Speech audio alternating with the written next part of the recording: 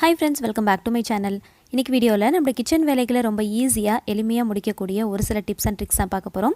இது கூடவே நம்ம டெய்லி லைஃப்க்கு தேவைப்படக்கூடிய ஒரு சில முக்கியமான டிப்ஸும் பார்க்கலாம்.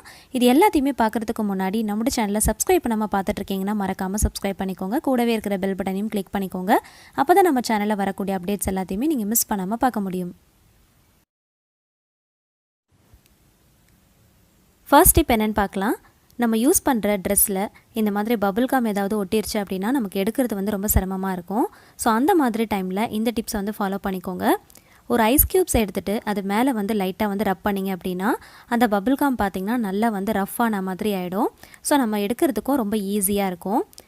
ஃபஸ்ட்டு பார்த்திங்கன்னா ரொம்ப சாஃப்டாக இருக்கும். ஸோ எடுக்கும் போது அப்படியே ஒட்டிக்கும்.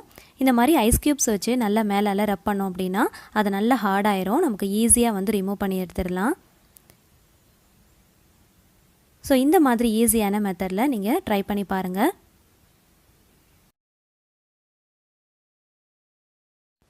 அடுத்த டிப்ஸ் என்னென்னு பார்க்கலாம். ஒரு டிஷ்யூ பேப்பரை ரெண்டாக மடிச்சுட்டு எடுத்துருக்கேன். 1 டேபிள் ஸ்பூன் அளவுக்கு சாப்பாடு அரிசி எடுத்துக்கலாம். சாப்பாடு அரிசி அப்படி இல்லைனா ரேஷன் அரிசி கூட எடுத்துக்கலாம். டிஷ்யூ பேப்பரை பேக்கெட் ஷேப்க்கு நல்லா டைட்டாக மடித்து எடுத்துக்கலாம். பிரிஞ்சு வராத அளவுக்கு மடித்து எடுத்துக்கோங்க. தேவைப்பட்டால் ஒரு த்ரெட் வச்சு கூட நல்லா டைட்டாக கட்டி எடுத்துக்கலாம். மழை காலத்தில் நம்ம போட்டு வச்சுருக்கிற உப்பு ஜாடியில் உப்பு பார்த்திங்கன்னா நீர்த்து போன மாதிரி ஆகிடும். சம்டைம்ஸ் கட்டி கட்டியான மாதிரி ஆகிடும். ஸோ அந்த மாதிரி ஆகாமல் இருக்கிறதுக்கு தேங்காய் சிரட்டை போட்டு வச்சுக்கலாம். அப்படி இல்லை அப்படின்னா இந்த மாதிரி டிஷ்யூ பேப்பரில் கொஞ்சமாக அரிசி போட்டுட்டு இந்த மாதிரி மடிச்சுட்டு உள்ளே போட்டு வச்சோம் அப்படின்னா நீர்த்து போகாமல் இருக்கும். அடுத்த டிப்ஸ் என்னென்னு பார்க்கலாம். முகம் பார்க்குற கண்ணாடி டல் ஆகிடுச்சு அப்படின்னா இந்த டிப்ஸ் ஃபாலோ பண்ணிக்கோங்க. ஒரு ஐஸ் க்யூபை சாதாரண இந்த மாதிரி காட்டன் துணியில் மடித்து எடுத்துக்கலாம். அதை இந்த மாதிரி முகம் பார்க்குற கண்ணாடிக்கு மேலே வச்சு ரப் பண்ணி தேய்ச்சிட்டு தொடச்சி விட்டோம் அப்படின்னா நல்ல பளிச்சுன்னு புதுசு போல் மாறிடும்.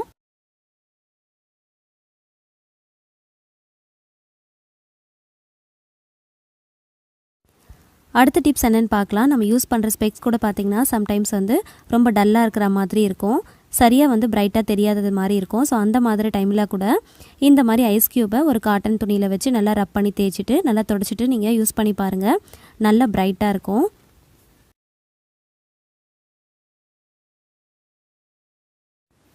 அடுத்த டிப்ஸ் என்னென்னு பார்க்கலாம். உருளைக்கிழங்கு எப்பயுமே ஃப்ரெஷ்ஷாக முளை விடாமல் இருக்கணும் அப்படின்னா வெங்காயத்தோடு சேர்த்து வைக்கக்கூடாது.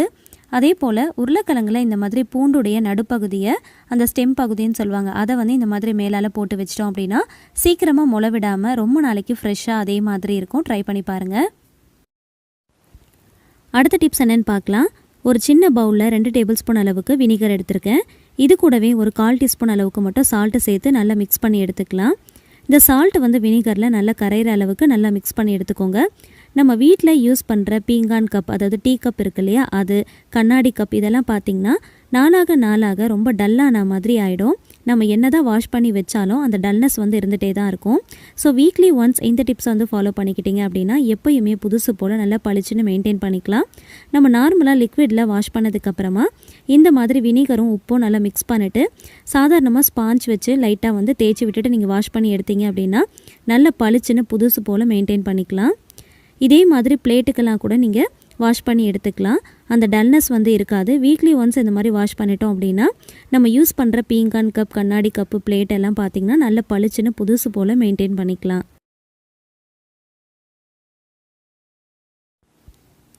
வாஷ் பண்ணிவிட்டு காட்டுறேன் பாருங்கள். முன்னாடி இருந்ததுக்கும் இப்போ இருக்கிறதுக்கும் நல்லாவே டிஃப்ரென்ஸ் தெரியும். உள்ளே இருக்கிற அந்த டீ கரைகள்லாம் சுத்தமாக போயிடும். அதே மாதிரி கண்ணாடி கப் பாருங்கள், நல்ல பளிச்சுன்னு நல்லா ப்ரைட்டாக புதுசு போல் இருக்கும். ஸோ இந்த மாதிரி நம்ம மெயின்டைன் பண்ணுறதுக்கு இந்த டிப்ஸை வீக்லி ஒன்ஸ் நீங்கள் ஃபாலோ பண்ணிக்கோங்க.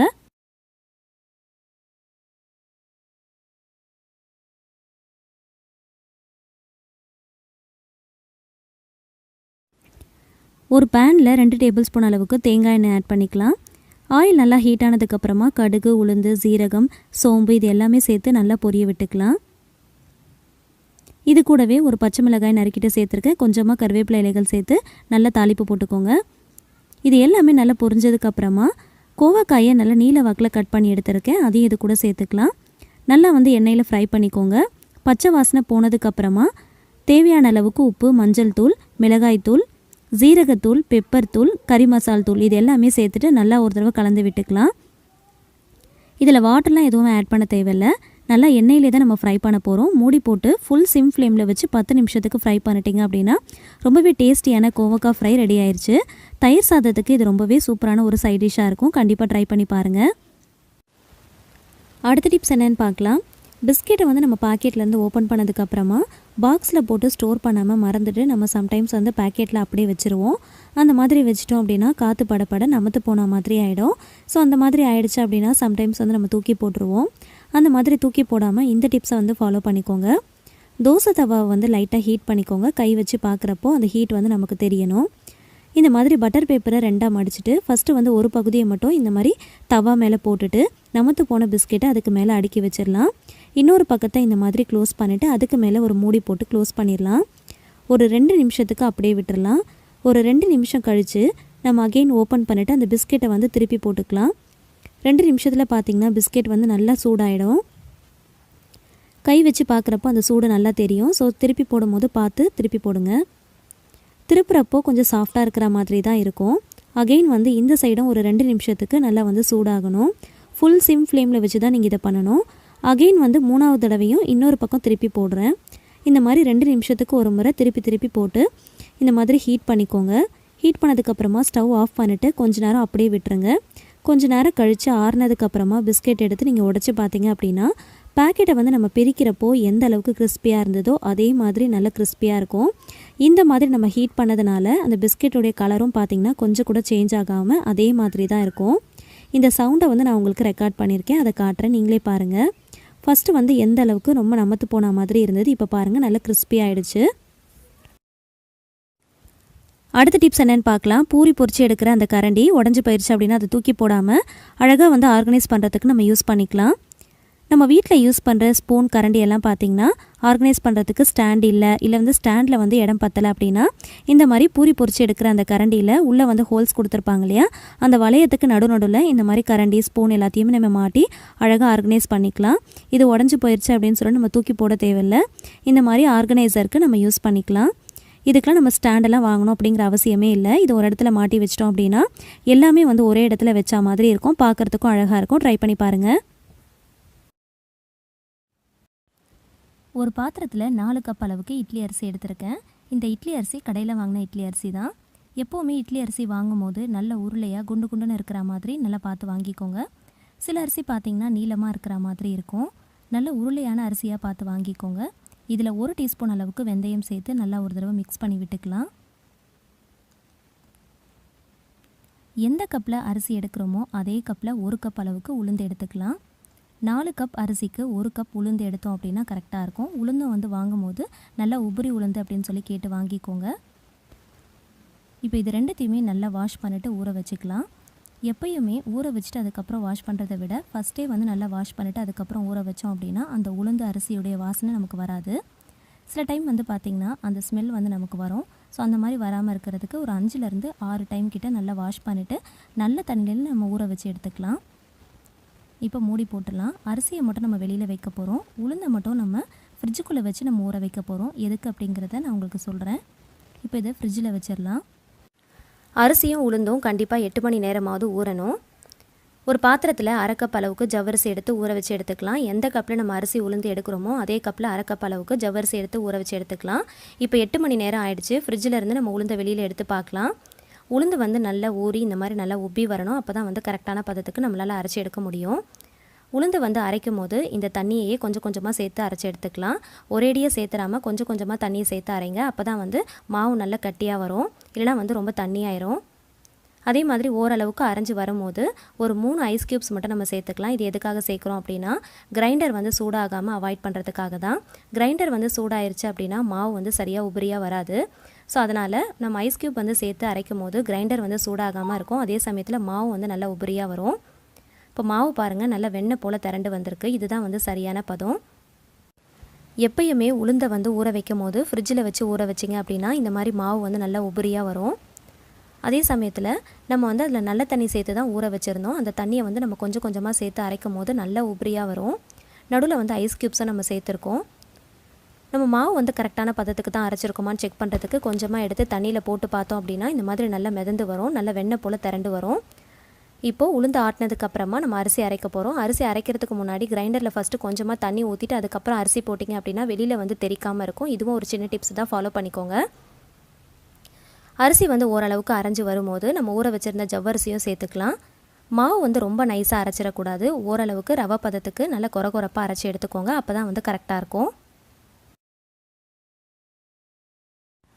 அரிசியும் உளுந்தும் நம்ம நல்ல தண்ணியில் தான் ஊற வச்சோம். ஸோ அந்த தண்ணியை யூஸ் பண்ணியே நம்ம அரைச்சி எடுத்துக்கலாம். இந்த அளவுக்கு ரவை பதத்துக்கு அரைச்சி எடுத்துக்கலாம்.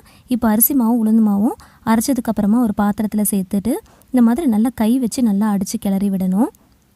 நம்ம கரண்டியெல்லாம் யூஸ் பண்ணக்கூடாது. கை வச்சு அடித்து கிளறினா தான் நமக்கு வந்து நல்லா வந்து பொங்கி வரும். ஸோ நம்ம கை சூட்டுக்கு நல்லா வந்து பொங்கி வரும். மழை காலமாக இருந்தால் கூட நம்ம கை வச்சு நல்லா அடித்து கிளறணும் அப்படின்னா நல்லா வந்து பொங்கி வரும். இப்போ வந்து நான் ஒரு ஏர்டைட் கண்டெய்னர் பாக்ஸில் தான் வந்து இந்த மாவு வந்து போட்டு வச்சுருக்கேன். எப்போவுமே நம்ம மாவு போடும்போது ஃபுல்லாக போட்டுறாமல் ஒரு விரல் சைஸுக்கு இடைவெளி இருக்கிற மாதிரி பார்த்து போட்டுக்கோங்க. அதாவது 3/4 வாசி போட்டுக்கோங்க. அப்போ தான் பொங்கி வர்றப்போ கீழே வழிஞ்சு சிந்தாமல் இருக்கும். இல்லைனா மாவு எல்லாமே வேஸ்ட்டாக போயிடும். ஸோ அதிகமான குவான்டிட்டியில் நீங்கள் அரைக்கிறீங்க அப்படின்னா 2 பாக்ஸாக நீங்கள் வந்து ஸ்ப்ளிட் பண்ணி கூட ஊற்றிக்கலாம். ஆனால் நம்ம ஊற்றுற மாவில் ஒரு விரல் சைஸ் அளவுக்கு நம்ம இடைவெளி விட்டு 3/4 பதத்துக்கு தான் நம்ம ஊற்றி வைக்கணும். ஸோ இந்த மாதிரி ஊற்றி வச்சோம் அப்படின்னா நமக்கு பொங்கி வர்றப்போ கரெக்டாக இருக்கும். அதே மாதிரி நீங்கள் ஏர்டைட் கண்டெய்னர் பாக்ஸில் வந்து ஊற்றி வச்சுக்கோங்க. அப்படி இல்லை அப்படின்னா சில்வர் பாத்திரத்தில் ஊற்றி வச்சுக்கோங்க. அலுமினியத்தில் ஊற்றாதீங்க. அலுமினியத்தில் ஊற்றணும் அப்படின்னா ஒரு மாதிரி புள்ளியாக ஓட்டையான மாதிரி ஆகிடும். மாவு அரைச்சதுக்கப்புறமா இந்த மாதிரி ஒரு அகல் விளக்க உள்ளே போட்டு வச்சோம் அப்படின்னா ரொம்ப வந்து புளிச்சு போகாமல் இருக்கும். அதே சமயத்தில் நல்லா வந்து பொங்கி வரும். சில பேர் கைக்கு வந்து பார்த்திங்கன்னா மாவு வந்து பொங்கி வரவே வராது. ஸோ நல்லா வந்து பொங்கி வந்தால் தான் நல்லா வந்து இட்லி, தோசை, ஆப்பம் எல்லாமே வந்து நல்லா வரும்.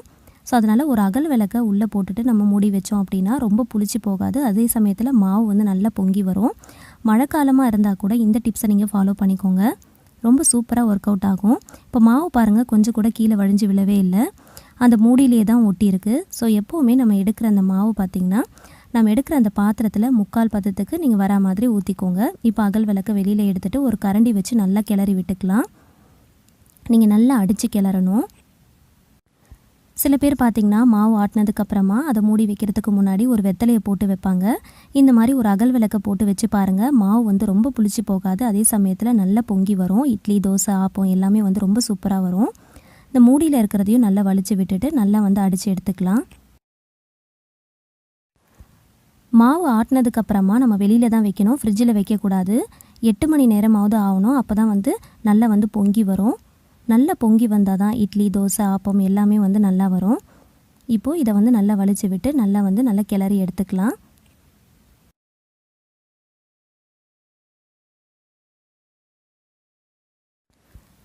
இப்போது ஒரு பாத்திரத்தில் நம்ம தேவையான அளவுக்கு மட்டும் மாவு எடுத்துக்கலாம். நான் இன்றைக்கி இட்லி தான் ஊற்றி காட்ட போகிறேன். ஸோ அதுக்கு தேவையான அளவுக்கு மாவு எடுத்துக்கலாம். இந்த மாவில் இட்லி, தோசை, ஆப்பம் எது வேணாலும் நீங்கள் செய்யலாம். ரொம்பவே சூப்பராக வரும். எல்லாமே வந்து நல்லா சாஃப்டாக ஸ்பாஞ்சியாக வரும். இப்போ தேவையான அளவுக்கு மாவு எடுத்திருக்கேன். இதில் தேவையான அளவுக்கு உப்பு சேர்த்து நல்லா வந்து கிளறி விட்டுக்கலாம். எப்போவுமே இட்லிக்கு வந்து மாவு வந்து கெட்டியாக இருக்கணும். தோசைக்கு வந்து கொஞ்சம் தண்ணியாக இருக்கணும். ஆப்பத்துக்கு வந்து நல்ல தண்ணியாக இருக்கணும். அப்போ தான் வந்து நல்லா வரும். சில பேர் இட்லி மாவில் உப்பு சேர்க்கும் போது ஆப்ப சோடாவும் சேர்த்துப்பாங்க. ஆனால் இதுக்கு ஆப்ப சோடாலாம் தேவையே இல்லை. ஜஸ்ட்டு வந்து நீங்கள் உப்பு மட்டும் சேர்த்தாலே போதுமானது தான். இதில் நீங்கள் இட்லி ஊற்றி பாருங்கள். ஆப்ப சோடா சேர்க்காமல் நல்லா வந்து சாஃப்டாக ஸ்பாஞ்சியாக நல்லா மெத்துன்னு பூ போல் வரும். நமக்கு ஆப்ப சோடாலாம் தேவையே இல்லை. இப்போ நல்லா கலந்து விட்டாச்சு. உப்பு கரெக்டாக இருக்கான்னு செக் பண்ணி பார்த்துட்டு இட்லி பிளேட்டில் நம்ம மாவு ஊற்றி எடுத்துக்கலாம். சில பேர் வந்து இட்லி பிளேட்டில் லைட்டாக எண்ணெய் தடவிட்டு ஊற்றுவாங்க. அப்படி இல்லைனா வந்து துணி போட்டுட்டு ஊற்றுவாங்க. நான் வந்து சாதாரணமாக அப்படியே தான் ஊற்றிருக்கேன். இப்போது இட்லி பாத்திரத்தில் கொஞ்சமாக வந்து தண்ணி வச்சுருக்கேன். தண்ணி வந்து நல்லா கொதிக்கும் போது நம்ம பிளேட்டை வந்து உள்ளே வைக்கலாம். அப்போ தான் வந்து இட்லி நல்லா சாஃப்டாக ஸ்பாஞ்சியாக வரும். இது கூட ஒரு சின்ன டிப்ஸ் தான்.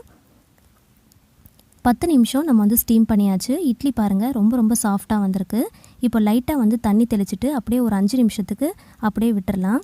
இட்லியை வந்து நம்ம வெளியில் எடுத்த உடனே எடுக்காமல் இந்த மாதிரி லைட்டாக தண்ணி தெளிச்சிட்டு அதுக்கப்புறம் நம்ம எடுத்தோம் அப்படின்னா ரொம்ப ஈஸியாக எடுக்கிறதுக்கு வரும். அந்த பிளேட்டில் ஒட்டாமல் வரும். இதுவும் ஒரு சின்ன டிப்ஸ் தான். இதையும் ஃபாலோ பண்ணிக்கோங்க. தண்ணி தெளித்த உடனே நம்ம எடுக்கக்கூடாது. ஒரு 2லேருந்து 3 நிமிஷத்துக்கு அப்படியே விட்டுட்டு அதுக்கப்புறம் நீங்கள் எடுத்து பாருங்கள். ரொம்ப ஈஸியாக பாருங்கள். இட்லி ரொம்ப சூப்பராக வந்திருக்கு. நல்ல வெள்ளையாக இருக்கும் பார்க்குறதுக்கு பூ போல். அதே சமயம் நல்ல சாஃப்டாக ஸ்பாஞ்சியாக இருக்கும். காலையில் சுட்ட இட்லி நைட்டு பார்த்தாலுமே அதே மாதிரி சாஃப்டாக தான் இருக்கும். ஸோ இந்த சின்ன டிப்ஸ் எல்லாம் நீங்கள் ஃபாலோ பண்ணி செஞ்சு பாருங்கள். ரொம்ப சாஃப்டாக வரும். ஸோ எவ்வளோ சாஃப்டாக இருக்குதுன்னு பாருங்கள், கட் பண்ணும் போதே உங்களுக்கு தெரியும். அதே சமயத்தில் இட்லி பாருங்கள் நல்ல வெள்ளையாக இருக்குது. ஒரு சில பேர் இட்லி செய்யும் போது மஞ்சளாக இருக்கும். ஸோ இந்த சின்ன சின்ன டிப்ஸ் எல்லாம் நீங்கள் ஃபாலோ பண்ணி செஞ்சு பாருங்கள்.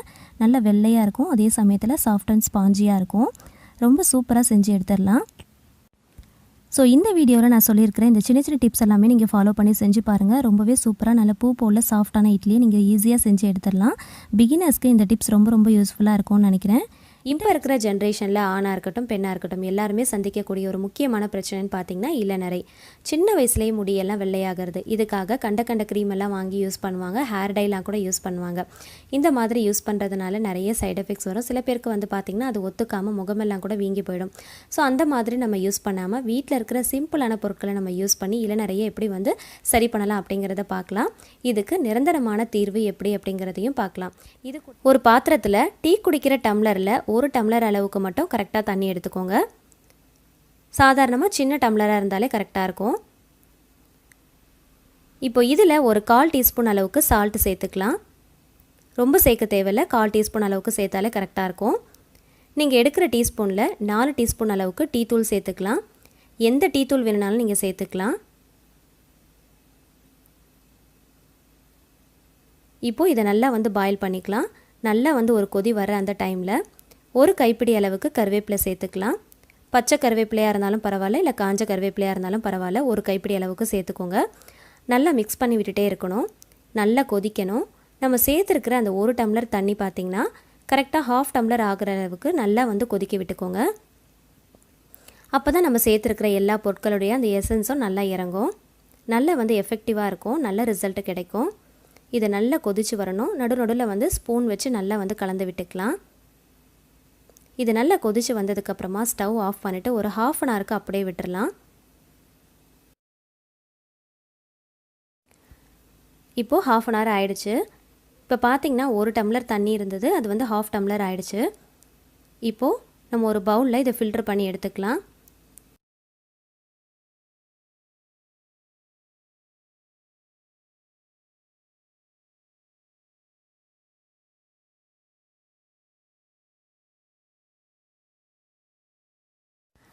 இதை ஃபில்டர் பண்ணும்போது இந்த மாதிரி ஒரு ஸ்பூன் வச்சு நல்லா அழுத்தி விட்டு ஃபில்டர் பண்ணிக்கலாம். அப்போ தான் நம்ம சேர்க்குற அந்த எல்லா பொருட்களுடைய அந்த எசன்ஸ் எல்லாமே நல்லா இறங்கி கிடைக்கும்.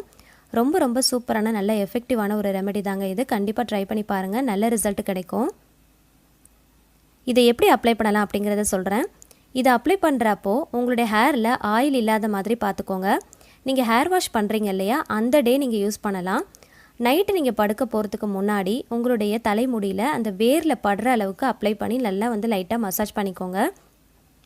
ஸ்ப்ரே பாட்டில் இருந்துச்சு அப்படின்னா அதில் ஃபில் பண்ணிவிட்டு ஸ்ப்ரே பண்ணிவிட்டு மசாஜ் பண்ணலாம். அப்படி இல்லைனா பரவாயில்ல, கையால் எடுத்து அந்த வேர் பகுதியில் நல்லா படுற அளவுக்கு நல்லா வந்து அப்ளை பண்ணிவிட்டு லைட்டாக வந்து மசாஜ் பண்ணிக்கோங்க. மசாஜ் பண்ணிவிட்டு படுத்துடலாம். மார்னிங் எந்திரிச்சு நம்ம நார்மல் வாட்டரில் வாஷ் பண்ணிக்கலாம். இதுக்காக நம்ம ஷியாக்காவோ ஷாம்போ எதுவுமே யூஸ் பண்ணக்கூடாது. இது அப்ளை பண்ணும்போது ஹேரில் ஆயில் இருக்கக்கூடாது. அதே மாதிரி நைட்டு தான் அப்ளை பண்ணணும். லைட்டாக வந்து மசாஜ் பண்ணணும். மார்னிங் வந்து நார்மல் வாட்டரில் வாஷ் பண்ணணும். சீயக்காய் ஷாம்பு எதுவுமே யூஸ் பண்ணக்கூடாது. இதை ஒன்ஸ் நீங்கள் யூஸ் பண்ண ஆரம்பிச்சிட்டிங்க அப்படின்னா நீங்கள் கண்டினியூ பண்ணணும். வீக்லி ட்வைஸ் கண்டிப்பாக நீங்கள் வந்து யூஸ் பண்ணிகிட்டே வரணும். நீங்கள் கண்டினியூ பண்ணால் தான் உங்களுக்கு வந்து நல்ல ரிசல்ட் கிடைக்கும். நீங்கள் விட்டு விட்டு யூஸ் பண்ணிங்க அப்படின்னா அந்தளவுக்கு உங்களுக்கு ரிசல்ட் கிடைக்காது. ஸோ கண்டிப்பாக வந்து நீங்கள் ட்ரை பண்ணி பாருங்கள், நல்ல ரிசல்ட் கிடைக்கும். நம்ம ஃபில்டர் பண்ண இந்த பொருளை தூக்கி போடாமல் ஒரு க்ளீனிங் பர்பஸ்க்கு நம்ம யூஸ் பண்ண போகிறோம். அது என்னங்கிறத வீடியோவில் டீட்டெயிலாக பார்க்கலாம், ஸ்கிப் பண்ணாமல் பாருங்கள். பிகினர்ஸ் செய்கிற மாதிரி ஒரு சிம்பிளான ரெசிபி தான் நான் ஷேர் பண்ணியிருக்கேன். கடாயில் 2 டேபிள் ஸ்பூன் அளவுக்கு கடுகெண்ணெய் சேர்த்துக்கலாம். ஆயில் நல்லா ஹீட் ஆனதுக்கப்புறமா கடுகு, உளுந்து, கடலைப்பருப்பு சேர்த்து பொரிய விட்டுக்கோங்க. நறுக்குன பச்சை மிளகாய், கருவேப்பிலை சேர்த்து பொரிய விட்டுக்கலாம். இது எல்லாமே நல்லா பொரிஞ்சதுக்கப்புறமா ஒரு பெரிய வெங்காயத்தை நல்லா தின்னாக ஸ்லைஸ் பண்ணி வச்சுருக்கேன். அதையும் இது கூட சேர்த்து நல்லா வதக்கி விட்டுக்கலாம். வதங்கும் போது தேவையான அளவுக்கு உப்பு சேர்த்து வதக்கணும் அப்படின்னா சீக்கிரமாக வதங்கிடும். இப்போ இது எல்லாமே வதங்கினதுக்கப்புறமா ஒரு 1/2 டீஸ்பூன் அளவுக்கு ஜிஞ்சர் கார்லிக் பேஸ்ட் ஆட் பண்ணிவிட்டு வாசனை போகிற அளவுக்கு நல்லா வதக்கி விட்டுக்கலாம். எந்த அளவில் நம்ம வெங்காயம் எடுக்கிறோமோ அதே அளவில் தக்காளி எடுத்து அதையும் தின்னாக ஸ்லைஸ் பண்ணி சேர்த்துட்டு நல்லா வந்து மசியாக வதக்கி விட்டுக்கலாம். இது எல்லாமே நல்லா வதங்கினதுக்கப்புறமா 1/4 டீஸ்பூன் அளவுக்கு மஞ்சள் தூள், உங்களுடைய காரத்துக்கு ஏற்ற போல் மிளகாய்த்தூள், தனியாத்தூள் சேர்த்துக்கோங்க. இது மசாலா வாசனை போகிற அளவுக்கு நல்லா வதக்கி விட்டுக்கோங்க. மீடியம் சைஸில் டம்ளர் எடுத்திருக்கேன். அதில் 2 டம்ளர் அளவுக்கு வாட்டர் ஆட் பண்ணியிருக்கேன். நல்லா மிக்ஸ் பண்ணிவிட்டு உப்பு காரம் கரெக்டாக இருக்கான்னு செக் பண்ணிக்கோங்க. மூடி போட்டு ஒரு கொதி வர அளவுக்கு நீங்கள் வெயிட் பண்ணிக்கோங்க. ஒரு கொதி வந்ததுக்கப்புறமா இது கூட நம்ம சேமியா ஆட் பண்ண போகிறோம். சேமியா வந்து சில பேர் சேர்க்குறப்போ உடச்சி விட்டுட்டு சேர்ப்பாங்க. அந்த மாதிரி சேர்க்காமல் முழுசாக சேர்த்துக்கோங்க. உடச்சி விட்டுட்டு சேர்த்தோம் அப்படின்னா சீக்கிரமாக குழஞ்சி போன மாதிரி ஆகிடும். ஸோ அதனால் சேமியா வந்து அப்படியே தான் சேர்க்கணும். சேர்த்துட்டு நல்லா மிக்ஸ் பண்ணி விட்டுக்கோங்க. ஒரு பேக்கெட் சேமியாவுக்கு மீடியம் சைஸில் டம்ளரில் 2 டம்ளர் அளவுக்கு தண்ணி சேர்த்திங்க அப்படின்னா கரெக்டாக இருக்கும். மூடி போட்டு சிம் டு மீடியம் ஃப்ளேமில் வச்சு கரெக்டாக ஒரு 5 நிமிஷத்துக்கு குக் பண்ணாலே போதும். சீக்கிரமாக வெந்துடும். இப்போ பாருங்கள், கொஞ்சம் கூட உடையாமல் குழையாமல் நல்லா உதிரி உதிரியாக நல்லா சூப்பராக வந்திருக்கு. ஸோ இந்த குவான்டிட்டியில் இந்த மாதிரி ரேஷியோவில் நீங்கள் வாட்டர் வச்சு நீங்கள் செஞ்சு பாருங்கள். ரொம்ப ரொம்ப சூப்பராக வரும். பிகினர்ஸ்க்கு இது ரொம்பவே ஹெல்ப்ஃபுல்லாக இருக்கும். கண்டிப்பாக ட்ரை பண்ணி பாருங்கள். ரொம்பவே சூப்பராக வரும். ரொம்ப சிம்பிளாக செய்யக்கூடிய ஒரு ரெசிபி தான். கடைசியாக நறுக்குன கொத்தமல்லி இலைகளை தூவி நல்லா மிக்ஸ் பண்ணிவிட்டு சர்வ் பண்ணி பாருங்கள். டேஸ்ட் ரொம்பவே சூப்பராக இருக்கும். பார்க்குறதுக்கும் ரொம்பவே அழகாக இருக்கும். ஸோ கண்டிப்பாக ட்ரை பண்ணி பாருங்கள். பிகினர்ஸ்க்கு ரொம்ப ரொம்ப யூஸ்ஃபுல்லாக இருக்கும்.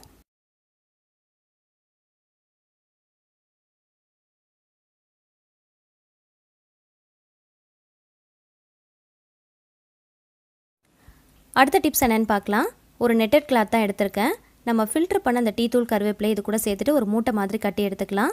இதை வேஸ்ட்டாக தூக்கி போட்டுறாமல் ஒரு க்ளீனிங் பர்பஸ்க்கு நம்ம யூஸ் பண்ணிக்கலாம்.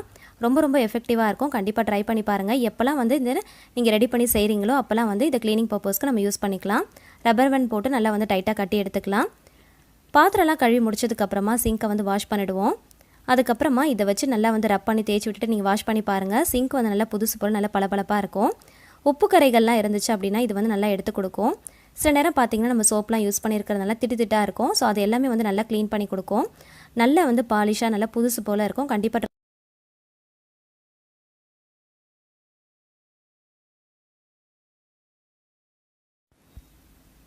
இப்போது சிங்கில் இருந்த அந்த வெள்ளை வெள்ளையாக திட்டுக்கள் அந்த உப்பு கரைகள் எல்லாமே வந்து நல்லா க்ளீன் ஆகிடுச்சு. ஸோ எப்போல்லாம் வந்து இதை நம்ம ரெடி பண்ணுறோமோ அப்போல்லாம் வந்து இது க்ளீனிங் பர்பஸ்க்கு நம்ம யூஸ் பண்ணிக்கலாம்.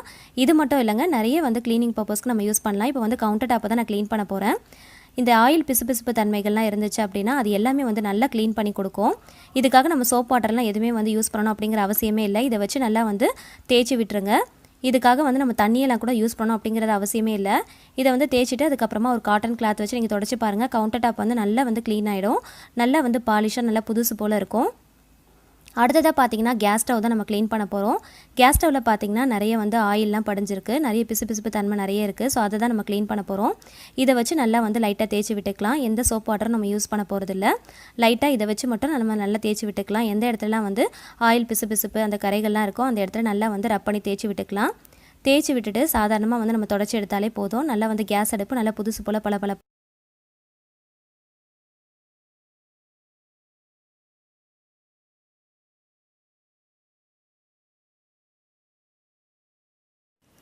பாத்திரம் கழுவுறதுக்கு நம்ம யூஸ் பண்ணுற ஸ்பாஞ்ச் இருக்கு இல்லையா, அதை வந்து தண்ணியில் நனைச்சிட்டு நல்லா பிழிஞ்சு எடுத்துக்கோங்க. அதை யூஸ் பண்ணி ஒரு 2 தடவை நம்ம தொடச்சி விட்டாலே போதும். நல்லா வந்து புதுசு போல் நல்லா பளபளப்பாக ஆகிடும். இதுக்கு நான் வந்து எந்த லிக்விடுமே யூஸ் பண்ணலை. தண்ணியும் அதிகமாக செலவு பண்ணலை. அந்த டீ தூள் மட்டும் தான் நம்ம வச்சு நம்ம நல்லா வந்து க்ளீன் பண்ணியிருக்கோம். அதுக்கப்புறமா ஸ்பாஞ்ச் வச்சு நம்ம தொடச்சிட்டு சாதாரண காட்டன் கிளாத் வச்சு நீங்கள் தொடச்சி பாருங்கள். நல்ல புதுசு போல் ஆகிடும். எந்த கரையாக இருந்தாலும் போயிடும். அதே மாதிரி ஆயிலெலாம் பட்டு அந்த பிசுபிசுப்பு தன்மை இருந்தாலும் பார்த்திங்கன்னா நல்லா க்ளீன் பண்ணி கொடுக்கும். அந்த டீ தூள் வந்து யூஸ் பண்ணுறதுனால நல்லா வந்து மணமாக இருக்கும். அதே மாதிரி நல்லா வந்து க்ளீனும் பண்ணி கொடுக்கும். நீங்கள் ஸ்டவ்வெல்லாம் தூக்கிட்டு அடியில் பாட்டம்லலாம் கூட நல்லா க்ளீன் பண்ணிக்கோங்க. பேக் சைடில் இருக்கிற அந்த டைல்ஸ்லாம் கூட க்ளீன் பண்ணிக்கலாம். ஏன்னா வந்து ஆயிலெலாம் தெரிச்சு அந்த பிசுபிசுப்பு தன்மை இருக்கும் இல்லையா, ஸோ நல்லா வந்து க்ளீன் பண்ணி கொடுக்கும். நான் எல்லாத்தையுமே வந்து க்ளீன் பண்ணிவிட்டு இப்போ பாருங்கள் நல்லா வந்து க்ளீன் ஆகிடுச்சு. எந்த விதமான லிக்விடும் யூஸ் பண்ணலை. தண்ணியும் அதிகமாக செலவு பண்ணலை. நம்ம அந்த யூஸ் பண்ணுறதுனால நல்லா வந்து அந்த டீ தூளுடைய அந்த வாசனை வந்து நல்லா நமக்கு வந்துக்கிட்டே இருக்கும். ஸோ கண்டிப்பாக ட்ரை பண்ணி பாருங்கள். நம்ம வீட்டு பாத்ரூம் டைல்ஸில் பல வருஷமாக பிடிச்சிருக்கிற விடாப்பிடியான கரையையும் பாத்ரூம் டைல்ஸில் படிஞ்சிருக்கிற உப்புக்கரை, குழாலெல்லாம் படிஞ்சிருக்கிற உப்புக்கரையை ரொம்ப ஈஸியாக எப்படி க்ளீன் பண்ணலாம் அப்படிங்கிறத பார்க்கலாம். இதுக்காக நம்ம ஹார்பிக், தொடப்பம், ஸ்க்ரப்பர் எதுவுமே யூஸ் பண்ண போகிறது கிடையாது. கெமிக்கல்லாம் யூஸ் பண்ணாமல் ரொம்ப ரொம்ப சிம்பிளான ஒரு 4 ரூபாய் பொருளை வச்சு நம்ம இன்றைக்கி க்ளீன் பண்ண போகிறோம்.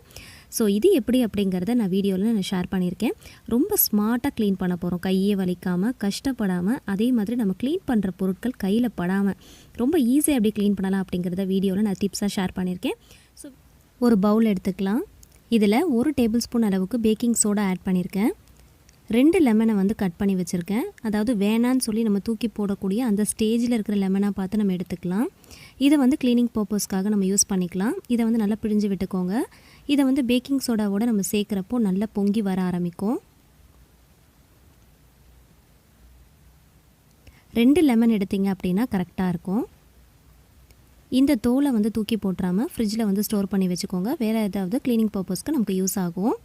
4 rupees பேக்கெட்டில் நான் மீரா சீயக்காய் யூஸ் பண்ணியிருக்கேன். எந்த சீயக்காய் பவுடராக இருந்தாலும் நீங்கள் யூஸ் பண்ணிக்கலாம். நான் வந்து 4 rupeesக்கு ஒரு பெரிய பேக்கெட் யூஸ் பண்ணியிருக்கேன். இதில் வந்து 2 டேபிள் ஸ்பூன் அளவுக்கு வினிகர் ஆட் பண்ணிக்கலாம். இதை ஆட் பண்ணும் போதும் பார்த்திங்கன்னா நல்லா வந்து பொங்கி வர ஆரம்பிக்கும். இதை வந்து நல்லா வந்து மிக்ஸ் பண்ணி விட்டுக்கலாம். ஒரு ஸ்பூன் வச்சு நீங்கள் மிக்ஸ் பண்ணும் போதே தெரியும் நல்லா பொங்கி நல்ல நுர மாதிரி வர ஆரம்பிக்கும். இது அப்படியே ஒரு 5 நிமிஷத்துக்கு வச்சிட்டோம் அப்படின்னா இந்த நுரை வந்து பார்த்திங்கன்னா அப்படியே அடங்கிரும் கொஞ்ச நேரத்தில். இது அப்படியே ஒரு 5 நிமிஷத்துக்கு அப்படியே வச்சிடலாம். இப்போ பாருங்கள் அந்த நுரையெல்லாம் வந்து அடங்கிருச்சு. இப்போது இதில் 1 கப் அளவுக்கு வாட்டர் வந்து ஆட் பண்ணிவிட்டு நல்லா மிக்ஸ் பண்ணி விட்டுக்கலாம். ரொம்ப ரொம்ப எஃபெக்டிவான ஒரு பொருள் தாங்க இது. இதை வச்சு நீங்கள் ட்ரை பண்ணி பாருங்கள். ரொம்பவே சூப்பராக வந்து க்ளீன் பண்ணிடலாம். இதில் 1 டீஸ்பூன் அளவுக்கு சால்ட் ஆட் பண்ணிக்கலாம். நீங்கள் கல் உப்பு ஆட் பண்ணுறதா இருந்தாலும் ஆட் பண்ணிக்கலாம். இப்போது ஒரு வாட்டர் பாட்டிலில் இதை வந்து நம்ம ஃபில் பண்ண போகிறோம். அதோடைய மூடியில் வந்து சின்ன சின்னதாக ஹோல்ஸ் போட்டுட்டு நம்ம ஃபில் பண்ணிக்கலாம். இதை ஃபில் பண்ணுறதுக்கு நான் வந்து ஒரு தேங்காய் சிரட்டை எடுத்திருக்கேன். இதை வந்து ஃபனல் மாதிரி நம்ம யூஸ் பண்ணி இதை வந்து ஊற்றி நம்ம ஃபில் பண்ணி எடுத்துக்கலாம். இதை வந்து ஸ்ப்ரே பண்ணுறதுக்கு நமக்கு ரொம்ப ஈஸியாக இருக்கும். நம்ம இதில் சேர்த்துருக்கிற ஒவ்வொரு பொருளும் பார்த்திங்கன்னா க்ளீனிங் பர்பஸ்க்கு ரொம்ப ரொம்ப யூஸ்ஃபுல்லாக இருக்கக்கூடிய பொருட்கள் தான் நம்ம சேர்த்துருக்கோம். இது எல்லாமே வந்து நல்லா வந்து க்ளீன் பண்ணி கொடுக்கும். இப்போ வந்து நல்லா வந்து டைட்டாக க்ளோஸ் பண்ணிடலாம். இப்போ பாருங்கள் நமக்கு தேவையான லிக்விட் வந்து ரொம்ப சூப்பராக ரெடி ஆயிடுச்சு. ஹார்பிக்லாம் நமக்கு தேவையே இல்லை. இதை வச்சு நம்ம ரொம்ப ஈஸியாக எப்படி க்ளீன் பண்ணலாம் அப்படிங்கிறத நான் உங்களுக்கு வீடியோவில் காட்டுறேன். ஸ்கிப் பண்ணாமல் பாருங்கள். இதுக்கு நான் யூஸ் பண்ண போகிறது பார்த்திங்கன்னா உப்பு காகிதம் தான். இது வந்து கடைகளில் ரொம்ப சீப் அண்ட் பெஸ்ட்டாக கிடைக்கும். இதை வந்து நீங்கள் கேட்டு வாங்கிக்கோங்க. ஒரு 2 rupees கொடுத்தாலே நமக்கு வந்து ஒரு சின்ன இந்த மாதிரி ஒரு சைஸில் ஒரு ஷீட் மாதிரி கொடுப்பாங்க. ஸோ ஃபஸ்ட்டு வந்து இதை வச்சு நம்ம வந்து நல்லா தேய்ச்சி எடுக்க போகிறோம். எப்போவுமே வந்து உப்பு கரைகள் படிஞ்ச அந்த இடத்துல இந்த மாதிரி உப்பு காகிதம் வச்சு நம்ம தேய்ச்சி விட்டோம் அப்படின்னா அந்த உப்பு கரைகள்லாம் பார்த்திங்கன்னா ரொம்ப ஈஸியாக வந்து க்ளீன் பண்ணி எடுத்துடலாம். இப்போது நல்லா வந்து அழுத்தி நல்லா தேய்ச்சி விட்டுக்கலாம். அடுத்ததாக பார்த்திங்கன்னா பாத்ரூமில் இருக்கிற டைல்ஸை தான் வந்து நம்ம க்ளீன் பண்ண போகிறோம். அதுக்கு வந்து கையில் வந்து ஒரு பாலிதீன் கவர் வந்து போட்டுக்கலாம். அந்த கவரில் இந்த உப்பு காகிதத்தை வச்சு நம்ம கையால் நல்லா தேய்ச்சி விட்டுக்கலாம். அப்போ வந்து அந்த அழுக்கெல்லாம் பார்த்திங்கன்னா கையில் படாமல் இருக்கும். எப்போவுமே வந்து ஏதாவது ஒரு சொல்யூஷன் வச்சு நம்ம க்ளீன் பண்ணுறோம் அப்படின்னா சில பேருக்கு வந்து அது அலர்ஜி ஆகும். ஸோ அந்த மாதிரி டைமில் க்ளவுஸ் இருந்துச்சுன்னா நீங்கள் யூஸ் பண்ணிக்கோங்க. அப்படி இல்லைனா ஒரு பாலிதீன் கவரை கையில் வந்து போட்டுட்டு இந்த மாதிரி நம்ம வச்சு யூஸ் பண்ணோம் அப்படின்னா நம்ம யூஸ் பண்ணுற எந்த ஒரு பொருளுமே கையில் படாமல் இருக்கும். ஸோ டைல்ஸ்லலாம் பாருங்கள் நல்லா வந்து தேய்ச்சி விட்டுக்கலாம். எந்த இடத்துலலாம் வந்து அழுக்குகள் அதிகமாக படிஞ்சிருக்கோ அது எல்லாத்துலேயுமே வந்து தேய்ச்சி விட்டுட்டு நம்ம ரெடி பண்ணி வச்சுருக்கிற இந்த சொல்யூஷனை வந்து எல்லா இடத்துலையுமே நல்லா ஸ்ப்ரே பண்ணி விட்டுக்கலாம். கார்னர்லலாம் வந்து நல்லா ஸ்ப்ரே பண்ணி விட்டுக்கோங்க. அதே மாதிரி டேப்லேயும் பார்த்திங்கன்னா நிறைய உப்பு கரைகள் படிஞ்சிருக்கு. அதுலேயும் வந்து நம்ம நல்லா ஸ்ப்ரே பண்ணி விட்டுக்கலாம். டோரில் அதுக்கப்புறமா அந்த ஃபில்டர் பண்ணுற அந்த இடத்துல எல்லா இடத்துலையுமே வந்து நல்லா ஸ்ப்ரே பண்ணி விட்டுக்கலாம். ஸ்ப்ரே பண்ணிவிட்டு ஒரு 10 நிமிஷத்துக்கு அப்படியே விட்டுறலாம். அடுத்ததாக வாட்டர் கேனுடைய ஒரு மூடியில் இந்த மாதிரி நெக் போர்ஷன் வரைக்கும் மட்டும் நம்ம கட் பண்ணி எடுத்துக்கலாம். அதில் வந்து ஃபஸ்ட்டு வேஸ்ட்டு துணி ஏதாவது இருந்துச்சு அப்படின்னா உள்ளே போட்டு நல்லா டைட்டாக வந்து ஃபிட் பண்ணிக்கோங்க. இப்போ வந்து தேங்காய் நார் தான் எடுத்திருக்கேன். தேங்காய் நாரை வந்து நல்லா பிரிச்சுட்டு தண்ணியில் வந்து நல்லா நனைச்சி எடுத்துக்கோங்க. நனைச்சிட்டு இந்த மாதிரி நல்லா வந்து சுருட்டி எடுத்துக்கலாம். இதை வந்து உள்ளே வந்து நல்லா டைட்டாக வச்சு ஃபிட் பண்ணிட்டீங்க அப்படின்னா நல்லா வந்து உள்ளே வந்து நல்லா ஃபிட் ஆயிரும். நம்ம ஃபஸ்ட்டு வந்து எதுக்கு வேஸ்ட்டு துணி வைக்கிறோம் அப்படின்னா நம்ம டேரெக்டாக வந்து இந்த தேங்காய் நாரை வச்சிட்டோம் அப்படின்னா நமக்கு வெளியில் வந்துடும். ஸோ அந்த மாதிரி வராமல் இருக்கிறதுக்காக ஃபஸ்ட்டு வந்து உள்ள வேஸ்ட்டு துணியை வச்சுட்டு அதுக்கு மேலே இந்த தேங்காய் நாரை நம்ம வச்சிட்டோம் அப்படின்னா நல்லா வந்து ஃபிட் ஆகிடும், வெளியில் வராமல் இருக்கும். இது பார்க்குறதுக்கு குருவி கூடு மாதிரியே இருக்கு இல்லையா, பார்க்குறதுக்கும் அழகாக இருக்கும், நம்ம க்ளீன் பண்ணுறதுக்கும் ரொம்ப வசதியாக இருக்கும். இதை யூஸ் பண்ணி தான் நம்ம இன்றைக்கி க்ளீன் பண்ண போகிறோம். இதுக்காக வந்து நம்ம ஸ்க்ரப்பர்லாம் யூஸ் பண்ண போகிறதே கிடையாது. ஸ்க்ரப்பர்லாம் யூஸ் பண்ணோம் அப்படின்னா டைல்ஸில் வந்து கீரெல்லாம் விழுறதுக்கு சான்ஸ் இருக்குது. ஸோ அதனால் ஸ்க்ரப்பர் வந்து முடிஞ்ச அளவுக்கு நீங்கள் அவாய்ட் பண்ணிக்கோங்க. இந்த மாதிரி தேங்காய் நார் வச்சு நம்ம க்ளீன் பண்ணுறப்போ ரொம்ப ஈஸியாக வந்து க்ளீன் பண்ணி எடுத்துடலாம். அழுக்கெல்லாம் பார்த்திங்கன்னா நல்லா க்ளீன் பண்ணி கொடுக்கும். ஸோ தேய்க்கிறதுக்கும் ரொம்ப வசதியாக இருக்கும். கையில் படாமல் இருக்கிறதுக்கு இந்த மாதிரி நான் ரெடி பண்ணியிருக்கேன். ஸோ இந்த மாதிரி நம்ம ரெடி பண்ணி வச்சுக்கலாம். இப்போது இதை வச்சு நல்லா வந்து எந்த இடத்துலலாம் வந்து அழுக்குகள் நிறைய இருக்கோ அந்த இடத்துலலாம் வந்து நல்லா வந்து தேய்ச்சி விட்டுக்கலாம். கார்னர்லலாம் வந்து தேய்க்கிறதுக்கு ரொம்ப வசதியாக இருக்கும். மேலே இருக்கிற அந்த மூடியை பிடிச்சிட்டு நம்ம தேய்க்கிறப்போ நல்லா வந்து தேய்க்கிறதுக்கு ரொம்பவே ஈஸியாக இருக்கும். நல்லா வந்து ஃபுல்லாக டைல்ஸில் எல்லா இடத்துலையுமே வந்து நல்லா தேய்ச்சி விட்டுறலாம். தேய்ச்சிட்டு அதுக்கப்புறமா நான் உங்களுக்கு தண்ணியை ஊற்றி காட்டுறேன் பாருங்கள். லைவாகவே நான் உங்களுக்கு காட்டுறேன். எந்த ஒரு லிக்விடுமே நான் வேறு எதுவுமே யூஸ் பண்ணலை, ஹார்பிக் எதுவுமே நான் யூஸ் பண்ணலை. நம்ம ஊற்றின அந்த லிக்விடை ஒரு 10 நிமிஷத்துக்கு அப்படியே விட்டுட்டு அதுக்கப்புறமா நல்லா தேய்ச்சி விட்டுருக்கேன். ரொம்ப போட்டு தேய்க்கணும் அப்படிங்கிற அவசியம் கூட இருக்காது. நம்ம ஊற்றுனதுலேயே 10 நிமிஷத்தில் நம்ம அப்படியே விட்டோம் இல்லையா, அதுலேயே வந்து நல்லா ஊறிடும். ஒரு 2 தேய்ச்சாலே போதும், நல்லா ஈஸியாக அழுக்கெல்லாம் வந்து க்ளீன் ஆகிடும். இப்போ லைவாகவே நான் உங்களுக்கு காட்டியிருக்கேன் பாருங்கள். எல்லா அழுக்குமே வந்து ரொம்ப ஈஸியாக போயிடுச்சு. டோரில், டைல்ஸில், கார்னர்லலாம் பாருங்கள் எந்த அளவுக்கு அழுக்குகள் படிஞ்சிருந்ததோ அது எல்லாமே வந்து நல்லா க்ளீன் ஆகிடுச்சு. இப்போ லைவாகவே நான் உங்களுக்கு ரிசல்ட் காட்டியிருக்கேன் பாருங்கள். ஃபஸ்ட்டு எந்த அளவுக்கு கரைகள் அழுக்குகள்லாம் படிஞ்சிருந்தது, இப்போ அதெல்லாம் பாருங்கள் ரொம்ப ஈஸியாக போயிடுச்சு. ரொம்ப கை வலிக்கெலாம் நம்ம போட்டு தேய்க்கணும் அப்படிங்கிற அவசியமே இல்லை. அதே மாதிரி நம்ம யூஸ் பண்ணுற சொல்யூஷன் எதுவுமே வந்து கையில் படாது. ரொம்ப ரொம்ப சிம்பிளான வீட்டில் இருக்கிற இந்த பொருட்களை யூஸ் பண்ணி நம்ம ரொம்ப சூப்பராக க்ளீன் பண்ணிட்டோம் பாருங்கள். எவ்வளோ வருஷமாக விடாப்பிடியான கரையாக இருந்தாலும் சரி ரொம்ப ஈஸியாக வந்து க்ளீன் பண்ணி எடுத்துடலாம். சில பேர் வந்து பாத்ரூம் வந்து ரெகுலராக வாஷ் பண்ணுவாங்க, ஆனாலும் ஒரு சில கரைகள் வந்து பார்த்திங்கன்னா போகவே மாட்டேங்குது, பல வருஷமாக அப்படியே இருக்குதுன்னு சொல்லுவாங்க. ஸோ இந்த மாதிரி நீங்கள் ரெடி பண்ணி க்ளீன் பண்ணி பாருங்கள், ரொம்ப சூப்பராக ஒர்க் அவுட் ஆகும். பார்க்குறதுக்கே நல்ல பளிச்சுன்னு இருக்கும். அடுத்ததாக பார்த்திங்கன்னா டேப் வந்து நம்ம க்ளீன் பண்ண போகிறோம். அதுக்கும் வந்து இந்த தேங்காய் நாரை வந்து நம்ம உள்ளேருந்து நம்ம ஈஸியாக எடுத்துடலாம். எடுத்துகிட்டு அதை வச்சு நல்லா தேய்ச்சி விட்டுக்கலாம். நல்லா தேய்க்கிறப்போ அந்த கரைகள் எல்லாமே வந்து ஈஸியாக வந்து க்ளீன் ஆகிறத நீங்கள் கண்கூட பார்க்கலாம். இப்போ அதையும் வந்து தண்ணி வச்சு நான் உங்களுக்கு வாஷ் பண்ணி காட்டுறேன் பாருங்கள். நல்ல பளிச்சுன்னு ஆயிடுச்சு. ரொம்ப ரொம்ப சூப்பராக ஒர்க் அவுட் ஆகுங்க. கண்டிப்பாக நீங்கள் ட்ரை பண்ணி பாருங்கள். டேப்பை வந்து வாஷ் பண்ணிட்டேன் பாருங்கள். ஃபஸ்ட்டு இருந்ததுக்கும் இப்போ இருக்கிறதுக்கும் நிறையவே டிஃப்ரென்ஸ் தெரியும். நிறைய உப்பு கரைகள் அதில் படிஞ்சிருந்தது, கருப்பு கருப்பாக புள்ளி புள்ளியாக இருந்தது. அது எல்லாமே வந்து ரொம்ப ஈஸியாக க்ளீன் பண்ணி எடுத்துட்டேன். ரொம்பலாம் தேய்க்கணும் அப்படிங்கிற அவசியமே இல்லை. இந்த மாதிரி சொல்யூஷனை வந்து நீங்கள் ரெடி பண்ணிவிட்டு மேலே இந்த மாதிரி ஊற்றி விட்டுட்டு நீங்கள் தேங்காய் நாரை வச்சே தேய்ச்சி பாருங்கள். ரொம்ப ஈஸியாக க்ளீன் பண்ணி எடுத்துடலாம்.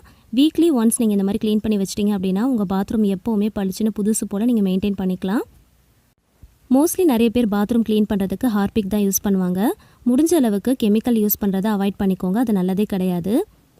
இப்போது இதில் வந்து நான் உங்களுக்கு டிஃப்ரென்ஸ் காட்டுறேன் பாருங்கள். மேலே இருக்கிற அந்த போர்ஷனை வந்து நான் க்ளீன் பண்ணலை, கீழே இருக்கிற அந்த போர்ஷனை தான் நான் க்ளீன் பண்ணியிருக்கேன். மேலே பார்த்தீங்கன்னா அந்த கார்னரில் எந்த அளவுக்கு அழுக்குகள் படிஞ்சிருக்குன்னு பாருங்கள்.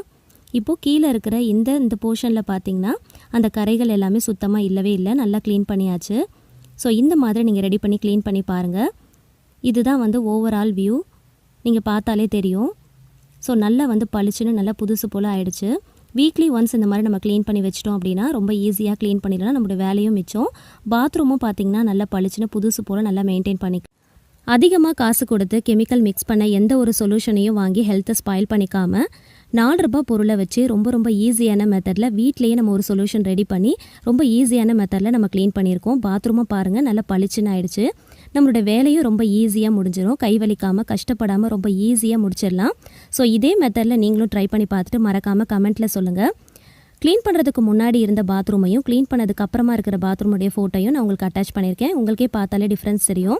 மழைக்காலம்னு வந்துட்டாலே நம்ம வீட்டில் ஃபஸ்ட்டு டேமேஜ் ஆகக்கூடிய முக்கியமான ஒரு பொருள்னு பார்த்திங்கன்னா நம்ம படுக்கக்கூடிய அந்த பாய் தான். நம்ம என்ன தான் சுருட்டி வச்சாலும் அதில் பார்த்திங்கன்னா ஃபங்கல் ஃபார்மேஷன்ஸ் நிறைய வந்துடும். ஸோ அந்த மாதிரி வராமல் இருக்கிறதுக்கு இந்த டிப்ஸை வந்து ஃபாலோ பண்ணிக்கோங்க. எப்போயுமே பாயை வந்து சுருட்டி வைக்கும் போது அதில் நியூஸ் பேப்பர் இருந்துச்சுன்னா யூஸ் பண்ணிக்கோங்க. அப்படி இல்லைனா இந்த மாதிரி காட்டன் ஷால் அப்படின்னா ரேஷன் ஷாப்பில் கொடுக்கக்கூடிய சாரீஸ்லாம் இருக்கும் இல்லையா, அதை இந்த மாதிரி விரித்து போட்டுட்டு இந்த மாதிரி பாயை நம்ம சுருட்டி வச்சோம் அப்படின்னா அதில் ஈரப்பதம் எல்லாம் இருந்தால் கூட அது நல்லா வந்து உறிஞ்சிரும். ஸோ ஈரப்பதத்தை நல்லா உறிஞ்சிட்டாலே அந்த ஃபங்கல் ஃபார்மேஷன்ஸ் வராது. ஸோ அந்த மாதிரி வராமல் இருக்கிறதுக்கு இந்த டிப்ஸை வந்து ஃபாலோ பண்ணிக்கோங்க. இந்த மாதிரி பண்ணிவிட்டு நம்ம சுருட்டி வைக்கிறதுனால அந்த ஈரப்பதம் இல்லாமல் இருந்தாலே அந்த ஃபங்கல் ஃபார்மேஷன் வராது. கண்டிப்பாக இந்த டிப்ஸை வந்து ஃபாலோ பண்ணி பாருங்கள்.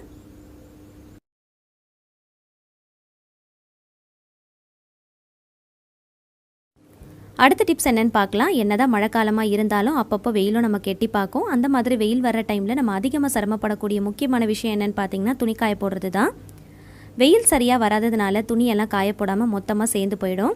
அதிகமான அளவில் நமக்கு சேர்ந்துருச்சு அப்படின்னா அதை காய போடுறதுக்கு தேவையான கிளிப்ஸ் நம்மக்கிட்ட பத்தாமல் கூட இருக்கலாம்.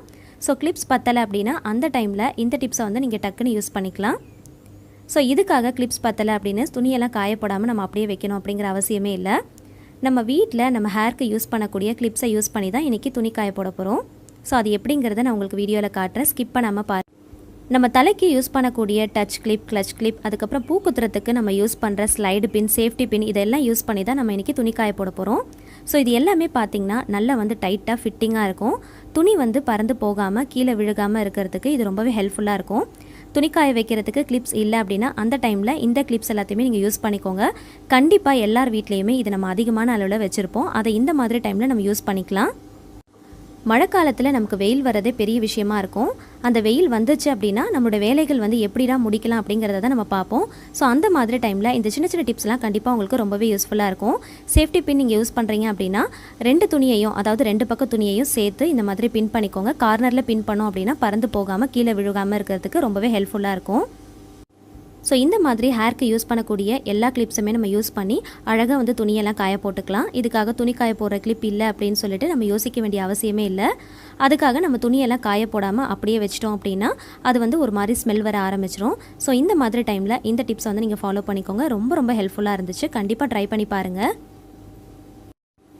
சில பேர் துணி காய போடுறதுக்கு கம்பி கயர்னு யூஸ் பண்ணுவாங்க, சில பேர் ஸ்டாண்டு யூஸ் பண்ணுவாங்க. எதில் நீங்கள் துணி காய போட்டாலும் இந்த டிப்ஸை வந்து ஃபாலோ பண்ணிக்கோங்க. ரொம்ப ரொம்ப யூஸ்ஃபுல்லாக இருக்கும்.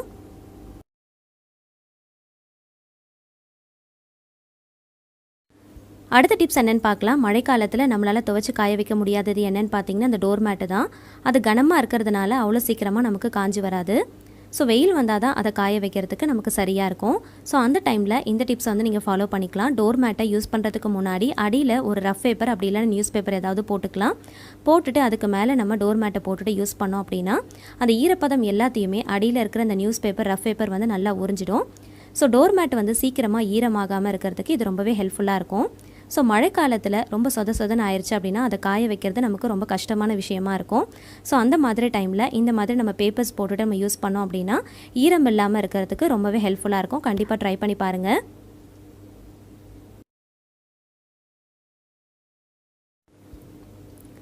அடுத்த டிப்ஸ் என்னென்னு பார்க்கலாம். டோர் மேட் வந்து யூஸ் பண்ணாதவங்க இந்த டிப்ஸை கூட நீங்கள் அல்டர்னேட்டிவாக யூஸ் பண்ணிக்கலாம். நம்ம வீட்டில் யூஸ் பண்ணாத பழைய நைட்டி இருந்துச்சு அப்படின்னா அதை ஃபஸ்ட்டு வந்து 2ஆக மடிச்சுக்கோங்க. அதுக்கப்புறம் திருப்பி போட்டு இந்த மாதிரி 2ஆக மடிச்சுக்கோங்க. இது வந்து பார்க்குறதுக்கு ஒரு ரெக்டாங்கிள் ஷேப்பில் நமக்கு கிடைக்கும். இதை கார்னர்லலாம் நல்லா மடித்து விட்டுட்டு நம்ம யூஸ் பண்ணுற டச் கிளிப்பை இந்த மாதிரி 4 கார்னர்லேயும் நம்ம கிளிப் பண்ணிட்டோம் அப்படின்னா இதை நம்ம யூஸ் பண்ணுறதுக்கு ரொம்பவே ஈஸியாக இருக்கும். ரொம்ப யூஸ்ஃபுல்லாகவும் இருக்கும். கண்டிப்பாக ஒரு தடவை ட்ரை பண்ணி பாருங்கள். இது பார்க்குறதுக்கும் அழகாக இருக்கும். ரெக்டாங்கிள் ஷேப்பில் இதை நைட்டி அப்படின்னு சொல்லிட்டு நம்மளால் வந்து ஐடென்டிஃபை பண்ணவே முடியாது. டைரெக்டாக நம்மளால் வந்து நைட்டியை வந்து யூஸ் பண்ணுறதுக்கு சில பேருக்கு விருப்பம் இல்லை அப்படின்னா இந்த மாதிரி வந்து மடித்து போட்டு நம்ம யூஸ் பண்ணிக்கலாம். டோர் மேட் இல்லாத டைமில் அப்படி இல்லைனா டோர் மேட் வந்து ஈரமாயிடுச்சு அப்படின்னா அந்த டைமில் இன்ஸ்டண்ட்டாக இந்த மாதிரி நம்ம வீட்டில் இருக்கிற பழைய நைட்டியை நம்ம டோர் மேட்டாக யூஸ் பண்ணிக்கலாம். தேவைப்பட்டால் இது அகைன் வந்து ஒரு 2 மடிப்பாக மடித்து நல்ல கனமாக கூட யூஸ் பண்ணிக்கலாம். சில பேருக்கு வந்து டைரெக்டாக நைட்டியை யூஸ் பண்ண பிடிக்காது. இந்த மாதிரி நீங்கள் யூஸ் பண்ணிங்க அப்படின்னா மண்சட்டி எடுத்திருக்கேன்.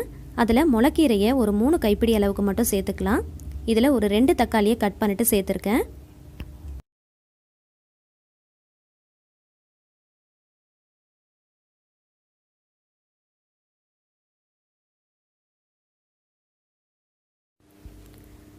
இதில் ஒரு கைப்பிடி அளவுக்கு சின்ன வெங்காயம் சேர்த்துக்கலாம்.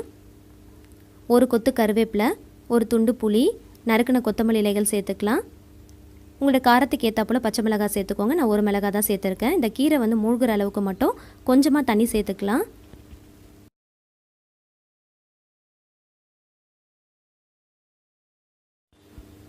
ஸ்டவ் ஆன் பண்ணிவிட்டு மண் சட்டியை வச்சிடலாம். நல்லா வந்து கீரை வெந்து வரும்போது ஒரு கைப்பிடி அளவுக்கு கல் உப்பு சேர்த்துக்கலாம்.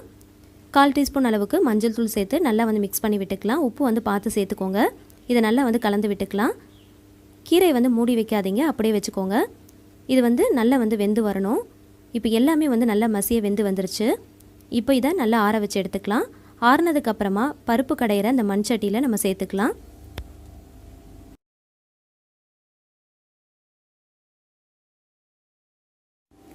அப்படியே மேஷ் பண்ணுறதை விட இந்த மாதிரி பருப்பு கடையிற சட்டியில் வச்சு நம்ம இந்த மாதிரி மத்து வச்சு கடைஞ்சி செய்கிறப்போ டேஸ்ட் ரொம்பவே சூப்பராக இருக்கும். உங்ககிட்ட இல்லை அப்படின்னா மேஷர் இருந்தால் கூட மேஷ் பண்ணிக்கலாம். ஆனால் சில பேர் வந்து மிக்சியில் போட்டு கிரைண்ட் பண்ணிப்பாங்க. அந்த மாதிரி பண்ணிங்கன்னா அந்தளவுக்கு டேஸ்ட்டு கிடைக்காது. இந்த மாதிரி மசிச்சுட்டு செஞ்சு பாருங்கள், டேஸ்ட் ரொம்பவே சூப்பராக இருக்கும். இப்போது இதுக்கு தேவையான தாளிப்பு போட்டுக்கலாம். ஒரு பேன் எடுத்திருக்கேன். அதில் 2 டேபிள் ஸ்பூன் அளவுக்கு தேங்காய் எண்ணெய் சேர்த்துக்கலாம். தேங்காய் எண்ணெயில் தாளிப்பு போடும்போது டேஸ்ட் ரொம்பவே சூப்பராக இருக்கும். கடுகு, உளுந்து, சீரகம் இது எல்லாமே சேர்த்துக்கலாம். ஒரு காஞ்ச வத்தல் சேர்த்துக்கோங்க. கூடவே இடித்த பூண்டு சேர்த்துக்கலாம். கொஞ்சமாக ஒரு கைப்பிடி அளவுக்கு நறுக்கின சின்ன வெங்காயம் சேர்த்து ஒரு கொத்து கருவேப்பிலை சேர்த்து நல்லா வந்து வதக்கி எடுத்துக்கலாம். நல்லா பொன்னிறம் ஆகிற வரைக்கும் வதக்கி எடுத்துக்கோங்க. கடைசியாக ஸ்டவ் ஆஃப் பண்ணுறதுக்கு முன்னாடி ஒரு 1/4 டீஸ்பூன் அளவுக்கு மட்டும் பெருங்காயம் சேர்த்துக்கலாம். சேர்த்துட்டு நல்லா ஒரு தடவை கலந்து விட்டுட்டு இந்த தாளிப்பை அந்த கீரையில் சேர்த்துக்கலாம். முளைக்கீரையில் மோஸ்ட்லி பருப்பு சேர்த்து தான் செய்வாங்க. அந்த மாதிரி இல்லாமல் இந்த மாதிரி வெங்காயம், தக்காளி, புளி சேர்த்து செஞ்சு தாளிப்பு போட்டு சேர்த்து செஞ்சு பாருங்கள். ஒயிட் ரைஸ் கூட வச்சு சர்வ் பண்ணும்போது ரொம்பவே டேஸ்ட்டாக இருக்கும். இதுக்கு சைட் டிஷ்லாம் எதுவுமே தேவை கிடையாது. ஒரு அப்பளம் வடகம் இருந்தாலே ரொம்பவே டேஸ்ட்டாக இருக்கும். அடுத்த டிப்ஸ் என்னென்னு பார்க்கலாம். மழைக்காலத்தில் எல்லாருமே சந்திக்கக்கூடிய முக்கியமான இன்னொரு பிரச்சனை என்னென்னு பார்த்தீங்கன்னா இந்த பவர் கட் தான். என்னதான் வீட்டில் இன்வெர்ட்டர் இருந்தாலுமே ஒரு 2லேருந்து 3 மெழுகுவர்த்தி வாங்கி வச்சுக்கிறது ரொம்பவே நல்லது. எமர்ஜென்சி டைமில் நமக்கு ரொம்ப ஹெல்ப்ஃபுல்லாக இருக்கும். மெழுகுவர்த்தியை எப்போயுமே யூஸ் பண்ணுறதுக்கு முன்னாடி ஒரு 10 நிமிஷமாவது ஃப்ரீசரில் வச்சுட்டு நீங்கள் யூஸ் பண்ணிங்க அப்படின்னா நீங்களே ஆச்சரியப்படுற அளவுக்கு அது நமக்கு ரொம்பவே ஹெல்ப்ஃபுல்லாக இருக்கும். எப்பயுமே மெழுகுவர்த்தியை நம்ம கொளுத்தி வச்சோம் அப்படின்னா சீக்கிரமாக உருகி போயிடும், சீக்கிரமாக அணைஞ்சு போயிடும். ஸோ அந்த மாதிரி ஆகாமல் இருக்கிறதுக்கு ஒரு 10 நிமிஷம் ஃப்ரீசரில் வச்சுட்டு நம்ம யூஸ் பண்ணலாம். இந்த மாதிரி ஃப்ரீசரில் நம்ம வச்சுட்டு யூஸ் பண்ணுறதுனால மெழுகுவர்த்தி வந்து ஹார்டாயிரும், சீக்கிரமாக அணைஞ்சு போகாமல் ரொம்ப நேரத்துக்கு நின்று எரியும். ரொம்ப நாளைக்கு நம்ம வச்சு யூஸ் பண்ணிக்கலாம். அதுக்கு ரொம்ப ஹெல்ப்ஃபுல்லாக இருக்கும். அடுத்த டிப்ஸ் என்னென்னு பார்த்தீங்கன்னா, எப்பயுமே மெழுகுவர்த்தியை கொளுத்தி வைக்கும் போது வெளியில் வைக்காமல் இந்த மாதிரி ஒரு சில்வர் பாத்திரத்தில் நம்ம வச்சுக்கலாம். வச்சுட்டு அது மூழ்கிற அளவுக்கு, அதாவது பாதி அளவுக்கு மூழ்கிற அளவுக்கு 1 டம்ளர் அளவுக்கு மட்டும் நம்ம தண்ணி ஊற்றி வச்சிட்டோம் அப்படின்னா ரொம்ப நேரத்துக்கு அணையாமல் நின்று எரியும், சீக்கிரமாக உருகி போகாமல் இருக்கிறதுக்கு இது ரொம்ப ஹெல்ப்ஃபுல்லாக இருக்கும். கண்டிப்பாக இந்த டிப்ஸை நீங்கள் ஒரு தடவை ட்ரை பண்ணி பாருங்கள். இந்த வீடியோவில் நான் ஷேர் பண்ணியிருக்கிற எல்லா டிப்ஸுமே இனி வரப்போகிற மழைக்காலத்தை சமாளிக்கிறதுக்கு நம்ம வீட்டு இல்லத்தரசிகளுக்கு கண்டிப்பாக ரொம்ப யூஸ்ஃபுல்லாக இருக்கும்னு நினைக்கிறேன்.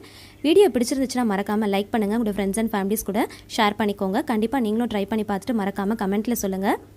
இதே மாதிரி டிப்ஸ் தெரிஞ்சுக்க ஆசைப்பட்டீங்கன்னா நம்மளோட சேனலை மறக்காமல் சப்ஸ்கிரைப் பண்ணிட்டு தொடர்ந்து சப்போர்ட் பண்ணுங்கள். Thank you so much. கீப் வாட்சிங்.